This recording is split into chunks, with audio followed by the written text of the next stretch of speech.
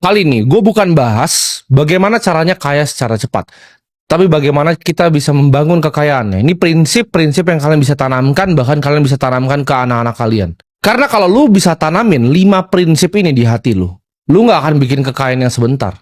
Lu akan membangun kekayaan yang seumur hidup. Ini ibaratnya fondasi. Banyak manusia yang bisa jadi kaya, ya. Banyak yang bisa membuat kekayaan, tapi nggak banyak yang bisa mempertahankan kekayaan. Sekedar kerja sangat keras, kerja pintar, kerja cerdas itu bisa menjadi kaya. Bahkan hoki pun ada yang menjadi kaya. Dibutuhkan kebijaksanaan dan pola pikir ya untuk lu bisa mengelola uang lintas generasi. Dan gue ngajarin kalian di sini itu bukan sebagai guru ya. Gue nggak mau menggurui kalian, tapi gue ngajarin kalian di sini sebagai anak muda yang dulu pernah terjebak ya dalam ilusi pengen kaya secara cepat. Pengen kaya cepat itu kan tabrak semuanya, langsung kayak roket aja sampai ke atas. Gue juga dulu pernah kehilangan arah. Dan di sini gue akan kasih tahu prinsip yang gue pelajari selama gue hidup. Prinsip pertama, kaya itu dimulai dari cara pandang. Kaya itu bukan sekedar hanya angka, tapi kekayaan itu justru pola pikir, apa yang ada di otak kalian. Gue percaya, kekayaan yang sesungguhnya itu dimiliki ketika kalian memiliki hati yang damai, ya, dan rasa setiap hari, ya kalian bisa bersyukur. Dunia itu tidak digerakkan oleh keserakahan. Ya, tapi dunia itu digerakkan oleh iri hati. Jadi motivasi manusia untuk melakukan sesuatu itu bukan hanya serakah, tapi yang paling kuat dan paling banyak adalah iri hati.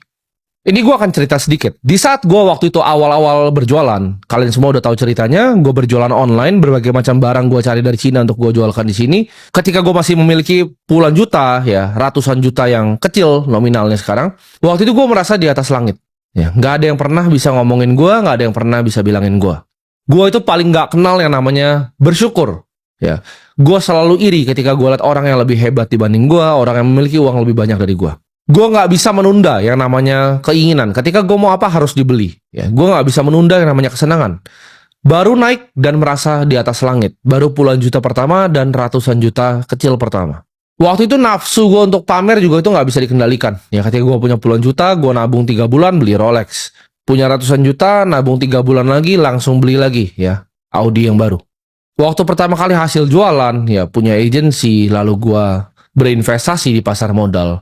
Itu anak 17-18 tahun itu waktu itu penuh dengan pride dan penuh dengan ego. Gue selalu iri ya dengan orang-orang hebat yang gue bahkan nggak tahu background ceritanya apa. Kalau gue lihat orang lebih hebat dibanding gue langsung hati gue penuh iri dan gue bilang ini mah cuci duit, ini mah begini, ini mah uangnya haram, wah ini ya ini. Gue sombong sekali dan arogan sekali ketika gue tidak tahu apa-apa. Kalian harus camkan ini di hati kalian ya. Hati yang tenang itu jauh lebih penting dibanding rekening yang gendut. Kekayaan sejati itu sebelum kita ngomongin harta itu dimulai dari hati dan juga pikiran. Lu harus bisa buang yang namanya iri hati, lu bisa buang yang namanya pride, namanya ego. Kesombongan tuh harus dibuang dari hati. Dibanding lu punya pemikiran aku selalu kurang. Gimana kalau lu ubah itu menjadi aku itu cukup hari ini, tapi aku akan melakukan yang terbaik. Cukup itu bukan berarti kita stop berkembang sebagai seorang manusia. Tapi justru dengan mindset cukup ini, ya, kalian semua akan lebih gampang untuk menyaring informasi. Ketika lu turunin ego lu, ketika lu turunin kesombongan lu akan gampang menerima informasi. Orang yang sombong ketika nonton video ini muncul di TikTok kalian akan pikir, oh dia kaya muda, dia bapaknya kaya, dia cuci duit. Dengan kesombongan itu menutup apa yang kalian bisa pelajari dari orang yang kalian lihat di sini.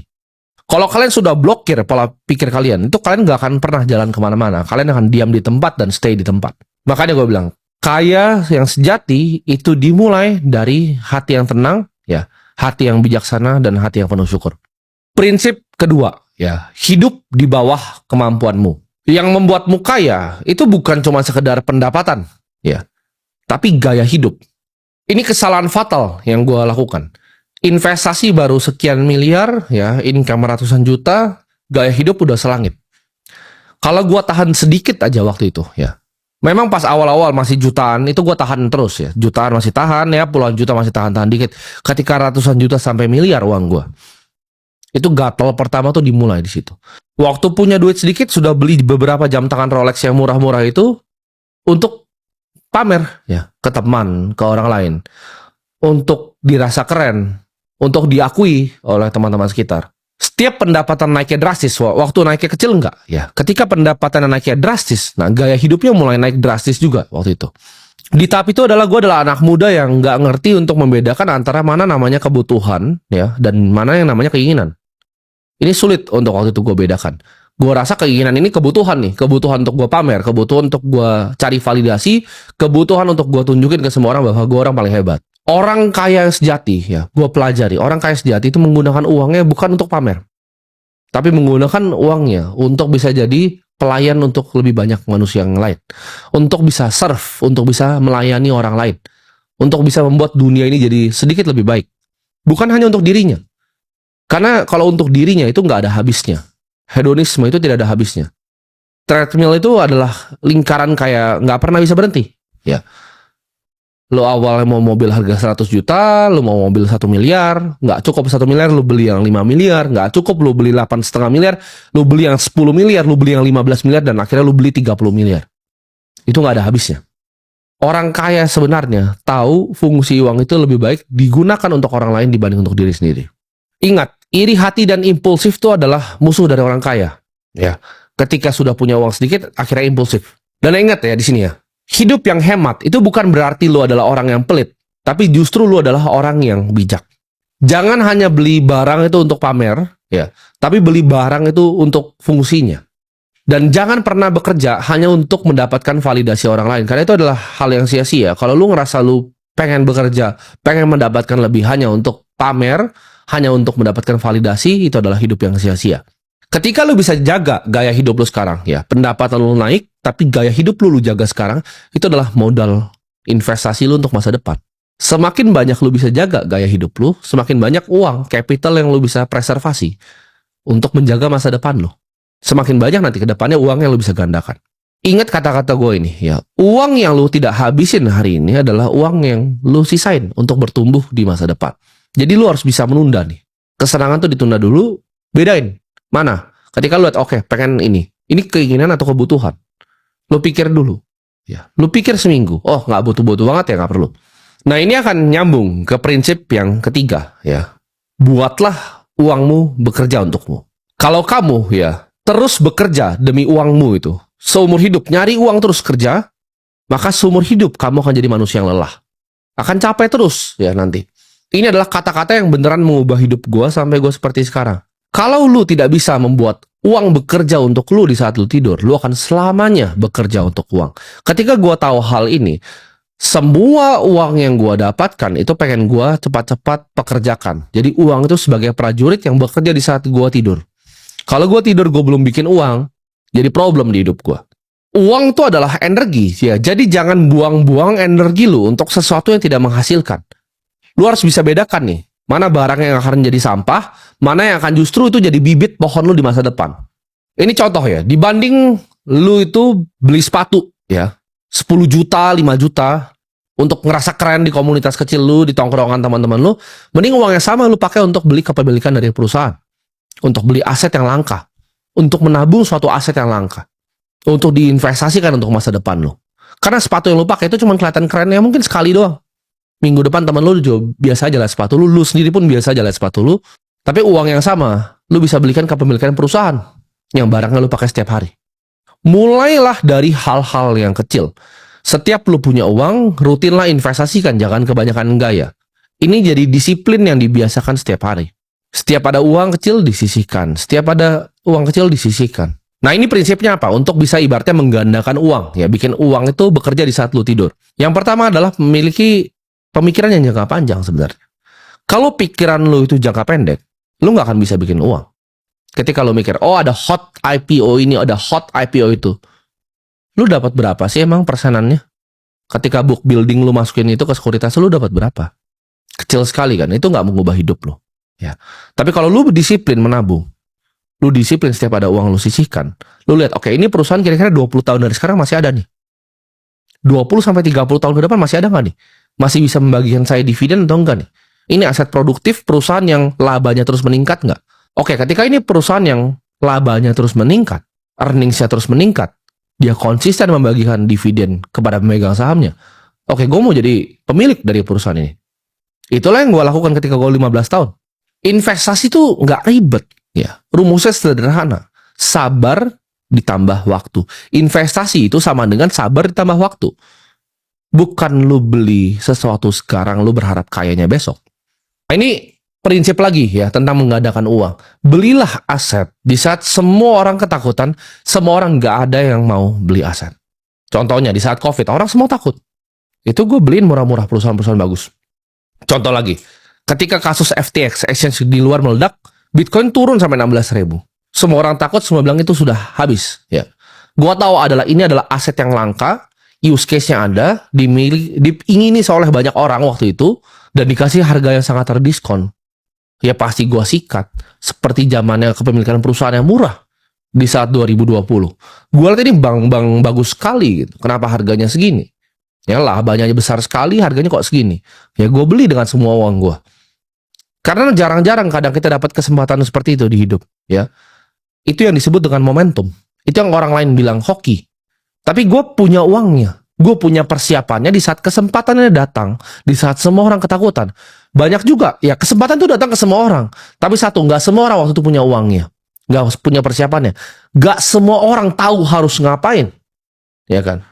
Ketika Bitcoin 16.000, banyak kok teman-teman gue yang punya uang. Tapi mereka tidak punya ilmu dan pengetahuannya.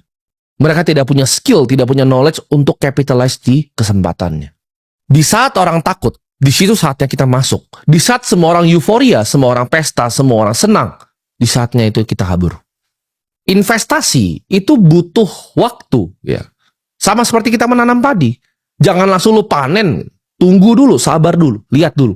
Nah, kalau lu menggunakan prinsip ini, ya, untuk bikin uang bekerja di saat lu tidur, itu hidup lo akan enak sekali, ya. Seperti gua nih. Tadi malam gua tidur, gua bangun, uang gua sudah bekerja untuk gua. Sekarang gua memiliki hampir puluhan juta lembar.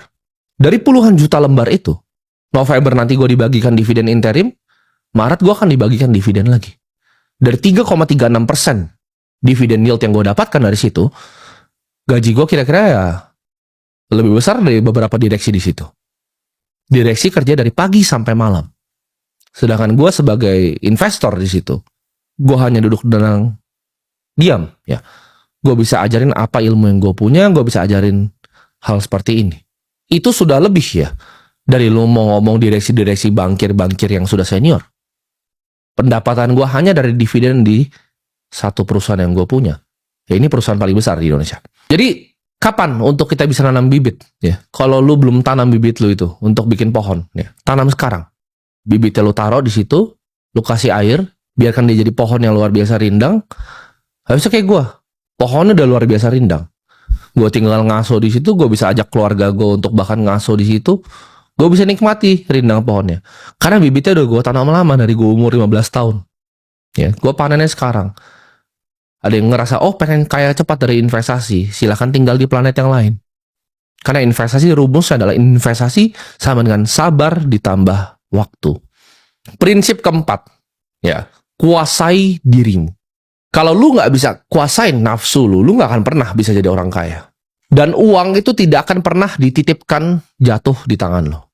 Musuh kekayaan itu apa sih? FOMO, ya, emosi dan ego. Orang yang punya uang seperti gue, itu gimana caranya bisa bangkrut? Biasanya karena mereka berinvestasi di sesuatu yang mereka nggak mengerti dalam jumlah yang banyak. Mereka FOMO, ada teman bilang opportunity ini bagus, ya, ada tambang di sini bagus, begini, tapi nggak beneran mengerti bisnisnya. Dia masuk, ya, dengan uang yang besar itu lalu hilang semua.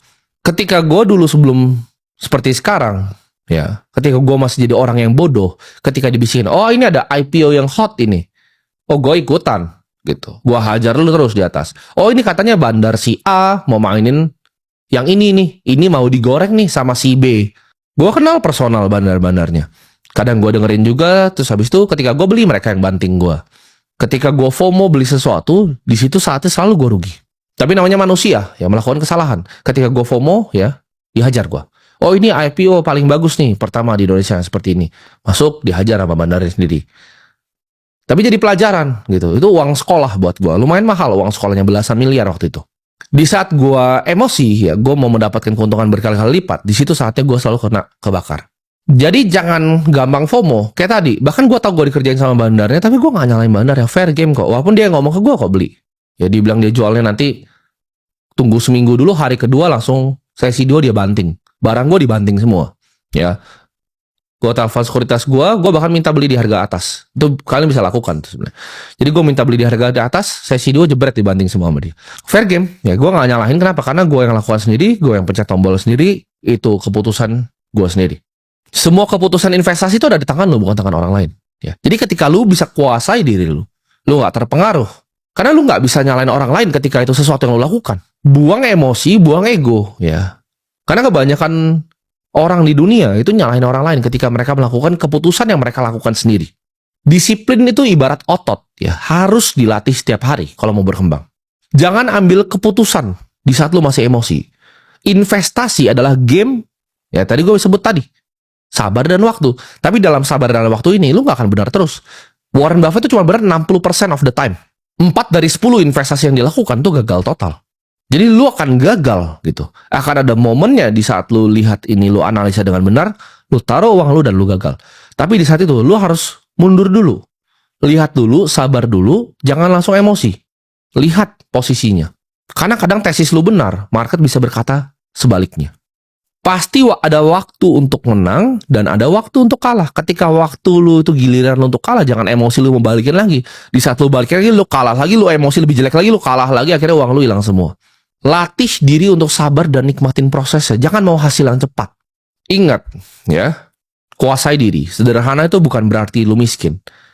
Ada orang, ya, yang kelihatannya punya segalanya, tapi sebenarnya nggak punya uang. Ada juga orang yang kelihatannya sederhana, biasa-biasa aja, tapi punya harta kekayaan yang sangat luar biasa. Orang sukses adalah orang yang mampu berkata tidak. Nah, mampu berkata tidak itu adalah format dari disiplin. Ketika lu udah bisa kuasai diri lu bisa kuasai otot di diri lu yang namanya disiplin. Oke, ditawarin investasi A. Apakah saya mengerti A? Tidak, ya saya tidak investasi. Gue berkali-kali tolak investasi. Ya, ditawarin tim ini ada tambang nikel di sini, gue nggak peduli. Gue nggak ngerti bisnisnya, gue nggak mau ngerti itu nikel tipe 1 atau tipe 2. Ya, gue nggak mau nanti dikerjain karena gue nggak ngerti cara kerjanya smelter untuk jadi nikel tipe 1. Gitu. Kalau tipe 2 nanti jadinya sendok. Gue gak mau punya tambang nikel yang jadinya sendok sama gunting. Gue paham circle of competence gue. Gue paham tempat yang gue jago itu di mana. Nah, itu butuh yang namanya kebijaksanaan untuk lu bisa tahu tuh antara apa yang lu bisa kerjain dan apa yang lu gak bisa kerjain.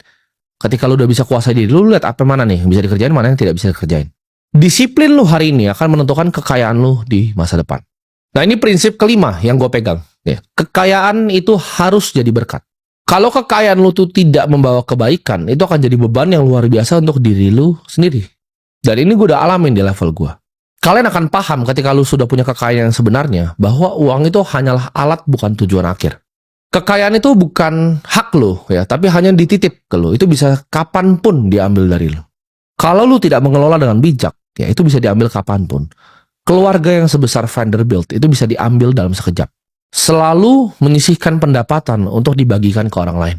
Kalau kamu adalah seorang pengusaha, ya jadikan bisnismu itu sumber untuk bisa bantu banyak orang, bisa mempekerjakan banyak orang, bukan hanya sarana untuk lu sendiri nyari untung. Uang yang bermanfaat itu akan selalu dikenang lebih lama dibanding harta yang ditumpuk.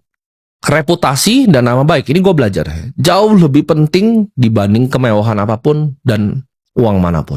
Semakin tinggi kekayaan lu, ya, harusnya semakin tinggi juga keinginan lu untuk melayani. Kekayaan itu bukan tentang siapa yang paling cepat, tapi siapa yang bisa membangun kekayaan yang bertahan.